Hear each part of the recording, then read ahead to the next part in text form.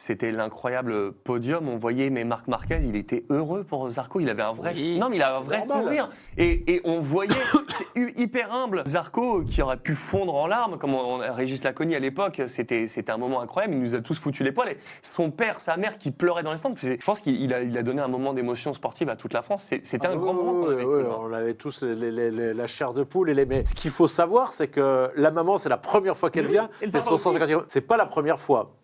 Ah non, c'est pas la première fois. La première fois, j'ai disputé Vanessa Guerra. La deuxième fois qu'il est venu, c'est à Misano 2018. Et je discute avec ce monsieur. Puis là, moi, je dis, mais qui êtes-vous? Il me dit, je suis le papa de Johan, chiropracteur. Je fais, ah bon? Et on a eu une belle discussion avec lui jusqu'au moment où je lui ai dit, mais au fait, parce que j'avais été faire le reportage et j'avais découvert que Johan habitait depuis qu'il était adolescent à Avignon chez Laurent Felon, sa femme et le frère, Lorenzo. Et je lui dis, mais là, c'était vraiment, on avait une discussion comme ça, bâton rompu, pas de journaliste. Hein. Et je lui dis, mais je vous vois, comme je dis, qu'est-ce que ça vous a fait, comme en tant que père, quand votre fils est parti habiter chez Laurent Felon. Et là, moi, je savais qu'il était émotif. Il a eu, j'ai vu dans ses yeux, et là, je me suis dit, bon, c'est bon, je vais pas plus loin. Mais c'est super fort de la part de Johan d'aller être habité comme ça, parce que quand on tourne, il me dit, je dis, mais non, c'est pas la honte, Johan. Et il me montre qu'il dort dans le canapé, dans le clic-clac, dans la cuisine, qui est petite, que si quelqu'un se lève pour aller aux toilettes, prendre quelque chose dans le frigo, il est réveillé. Ce qu'il a encaissé, c'est ça, où ses chapeaux, ça m'a tellement fait plaisir de le voir gagner. C'est qu'il a une endurance, c'est